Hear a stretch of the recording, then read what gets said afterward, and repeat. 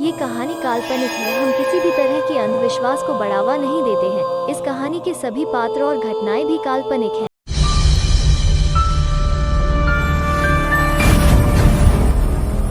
इस कहानी की शुरुआत एक 22 साल की लड़की से होती है। उसका नाम सना था। सना की तकलीफों को एक्सप्लेन करने के लिए मेरे पास शब्द नहीं है, क्योंकि यही शायद अब अपने पूरे परिवार में जिंदा है। बचपन से ही सना अपने परिवार से दूर न्यूयॉर्क में रहती थी। उसके परिवार में उसकी माँ और उसकी छोटी बहन के अलावा कोई नहीं था, पर वो दोनों भी अब इस दुनिया में नहीं है। उसके पिता की मौत बहुत साल पहले ही हो चुकी थी और अब उसकी माँ और बहन के मरने के बाद वो पूरी तरह से अकेली हो गई थी।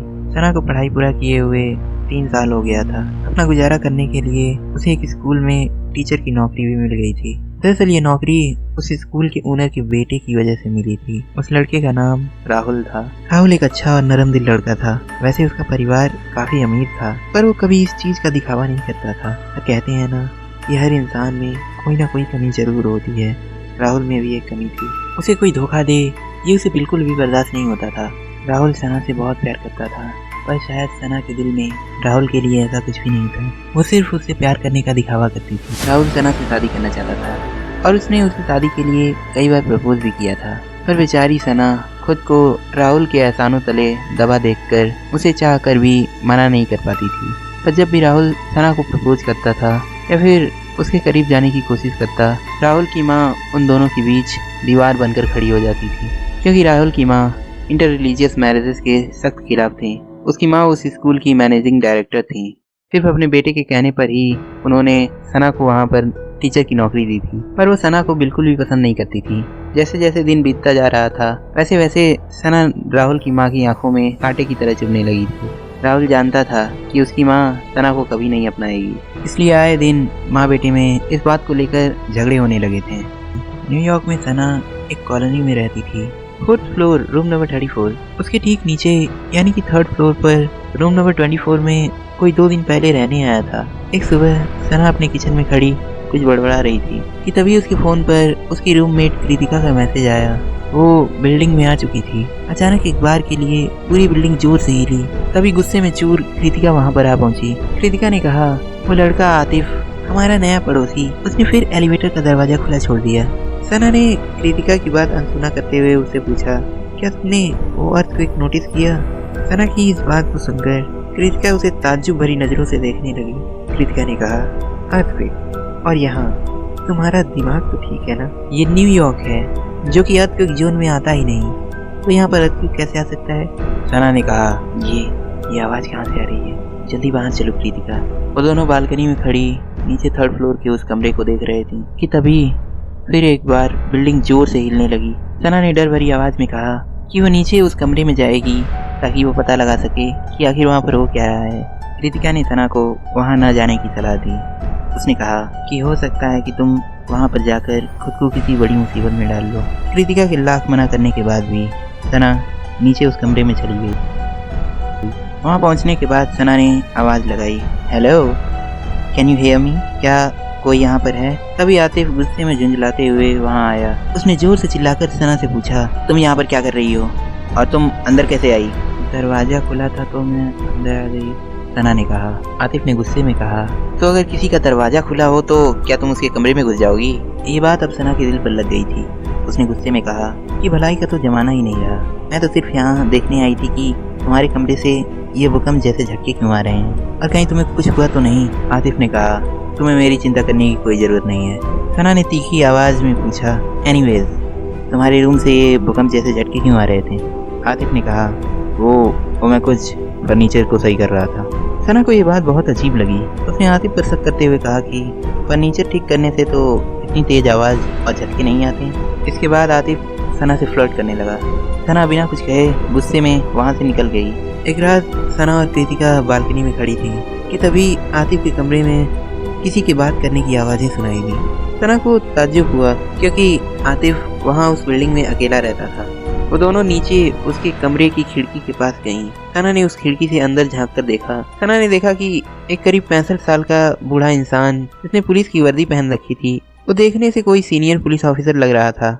वो आतिफ से किसी बेशकीमती स्टोन के बारे में पूछ रहा था, पर आतिफ सिंपली उसे ये कहकर टाल दे रहा था कि वो किसी बेशकीमती स्टोन के बारे में नहीं जानता। उस सीनियर ऑफिसर ने कहा कि वो स्टोन सरकार की अमानत है। उस स्टोन की कीमत इंटरनेशनल मार्केट में करीब 25 बिलियन यूएस डॉलर्स है। हमें वो किसी भी कीमत पर चाहिए और मैं जानता हूँ कि वो तुम्हारे पास है। फारूक की मौत का दुख मुझे भी है, पर जो तुम कर रहे हो वो सही नहीं। आतिफ ने कहा, आप अपना दुख अपने पास ही रखिए। वहाँ पर आपके डिपार्टमेंट की वजह से ही मैंने अपना दोस्त खो दिया। उस बूढ़े पुलिस ऑफिसर ने कहा, तुमसे बात करने का कोई फायदा नहीं और अगली बार जब हम आएंगे तो तुम्हारे अरेस्ट वारंट के साथ आएंगे, याद रखना।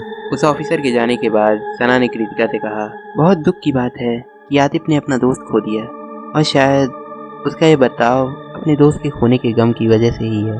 कृतिका ने कहा, हाँ हो सकता है, पर हमें इससे क्या। सना ने गुस्से में कहा कि तुम इतनी खुदगर्ज कैसे हो सकती हो कृतिका। अगर हम किसी की तकलीफों को नहीं समझेंगे तो कल को अगर हमारे साथ कुछ ऐसा हो गया तो क्या हमारी तकलीफ भी कोई समझेगा। फारूक मेरे दोस्त, मैं तुम्हारे कातिल को पाताल से भी ढूंढ निकालूंगा। कृतिका ने सना से डिनर के लिए चलने को कहा। भूख सना को भी लगी थी, इसलिए वो दोनों अपने कमरे में आ गई कि तभी अचानक आतिफ के कमरे से चीजों की टूटने की आवाजें आने लगी और आतिफ जोर जोर से चीख रहा था। शायद वो गुस्से में चीजों को तोड़ फोड़ रहा था। सना ने कहा कि अब ये कोई भूकंप नहीं है, मैं देख कर आती हूँ कि आखिर वहाँ हो क्या रहा है। सना आतिफ की खिड़की से अंदर का माजरा देख रही थी। उसने देखा कि आतिफ ने ड्रॉवर से कुछ निकाला और उसे अपनी हथेली पर रखा। वो एक काले रंग का पत्थर था। शायद ये वही पत्थर था जिसके बारे में वो सीनियर ऑफिसर आतिफ से पूछ रहा था। उसने गुस्से में वो पत्थर खिड़की की तरफ जोर से फेंका। अपनी तरफ वो पत्थर आता देख सना बेहद डर गई और उसने बिना कुछ सोचे अपनी शक्ति का इस्तेमाल करके उसे हवा में ही रोक दिया। ये देखकर आतिफ के होश उड़ गए।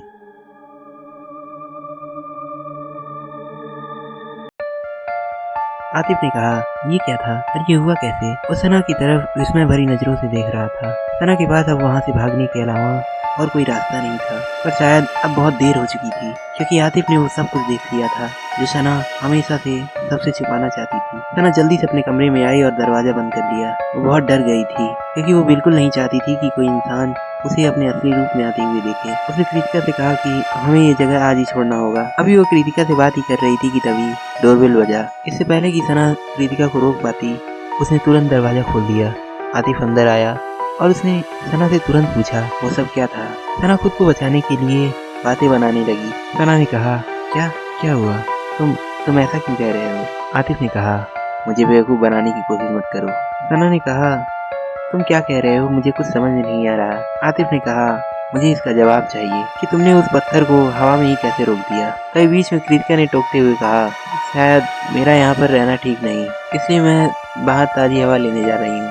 ये कहकर वो वहाँ से चली गई। सना ने कहा, मेरे पास तुम्हारे फालतू सवालों के जवाब देने का टाइम नहीं है, इसलिए मैं तुम्हारे किसी भी सवाल का कोई जवाब नहीं दूंगी। आतिफ ने गुस्से में कहा, अभी तो मैं जाता हूँ, पर याद रखना सना, जो बर्ताव तुमने मेरे साथ किया है वो तुम पर बहुत भारी पड़ने वाला है। उस रात सना राहुल के साथ बाहर घूमने आई थी और इत्तेफाक से कृतिका भी घर पर नहीं थी। उसी वक्त आतिफ चुपके से अंदर आया और उसने सना के कमरे में एक कैमरा छुपा दिया ताकि वो सना की हरकतों को रिकॉर्ड कर सके और उसके खिलाफ सबूत इकट्ठा कर सके। अगली सुबह जब सना ने कृतिका को देखा तो सना परेशान हो गई क्योंकि कृतिका की तबीयत खराब थी। शायद उसे बुखार और जुकाम था और वो ठीक से बोल भी नहीं पा रही थी। कृतिका ने सना से रिक्वेस्ट किया कि वो उसे अपने मैजिक से ठीक कर दे।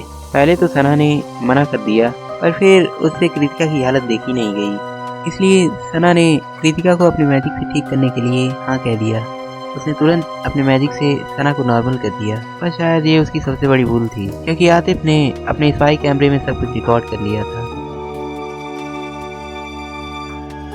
अगले दिन वो सना के स्कूल आया। सना ने कहा, तुम यहाँ पर क्या कर रहे हो। आतिफ ने कहा, ये वही स्कूल है ना जहाँ पर तुम पढ़ाती हो भूतनी टीचर। सना ने गुस्से में कहा, अपना बकवास बंद करो और निकलो यहाँ से। आतिफ ने कहा, निकलोगी तो तुम सना, वो भी इस दुनिया से, जब साइंटिस्ट तुम्हारे शरीर के हर हिस्से पर अपना दर्दनाक एक्सपेरिमेंट करेंगे और तुम हर एक दिन मौत के लिए तरसोगी। आतिफ ने सना को वीडियो दिखाया।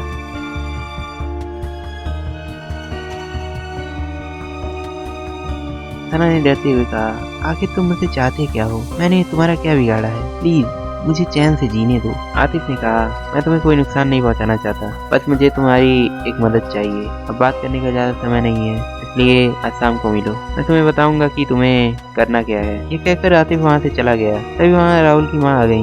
वो सना से पूछने लगी कि वो लड़का कौन था, क्या तुम उसे जानती हो? सना उन्हें बताती है कि वो उसका पड़ोसी है, क्योंकि आज हमारी कॉलोनी में एक मीटिंग है, इसीलिए वो मुझे बताने के लिए यहाँ पर आया था। राहुल की माँ ने सना पर शक करते हुए फिर उससे पूछा कि क्या राहुल इस लड़के के बारे में जानता है। सना ने हिचकिचाते हुए कहा, हाँ, मैं वैसे भी राहुल से कुछ नहीं छुपाती। राहुल की माँ सना से कड़े शब्दों में कहती हैं, तुम्हारे स्टूडेंट कब से तुम्हारा इंतजार कर रहे हैं, तुम अभी और इसी वक्त अपनी क्लास में जाओ। सना ने उनसे माफी मांगते हुए कहा कि मैं इसके बाद आपको शिकायत का कोई मौका नहीं दूंगी। ये कहते हुए सना उन्हें एक फीकी सी मुस्कान देती है। इसके बाद राहुल की माँ वहाँ से चली जाती हैं। शाम होने के बाद सना आतिफ के पास गई। सना गुस्से में थी। उसने कहा, बताओ आखिर तुम्हें मुझसे क्या मदद चाहिए। पहले तो सना को लगा कि आतिफ उससे मदद के बहाने उसका इस्तेमाल करना चाहता है, पर तभी आतिफ ने रोने से सूरत बनाए कहने लगा, मुझे सिर्फ इंसाफ चाहिए, मेरे दोस्त फारूक की मौत का इंसाफ। उसके कातिलों को मैं किसी भी कीमत पर पकड़वाना चाहता हूँ, और सिर्फ तुम ही हो जो मेरी मदद कर सकती हो उसके कातिलों को पकड़वाने में, क्योंकि तुम अपनी मैजिकल पावर से कुछ भी कर सकती हो। सना ने कहा, मैं मैजिक जानती हूँ, इसमें कोई शक नहीं, पर मैं ईश्वर नहीं हूँ ये सारी चीजें मैं चुटकियों में कर दूं। ये मैजिकल पावर्स मुझे और मेरी बहन को मेरी माँ से मिली थी, पर अफसोस कि वो दोनों अब इस दुनिया में नहीं है। मैं अब अकेली हूँ, एकदम अकेली। मैं तुम्हारा दर्द अच्छे से समझ सकती हूँ, इसलिए कॉन्ग्रेचुलेशंस। मैं तुम्हारी मदद हर पॉसिबल वे में करूँगी।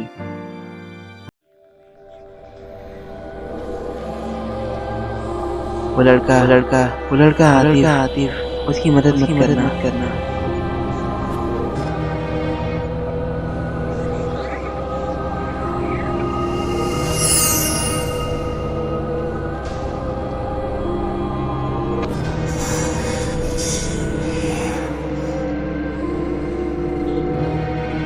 क्योंकि वो तुम्हारी मौत की तरफ ले जाएगा। मेरी बच्ची उसकी मदद भूल कर भी मत करना।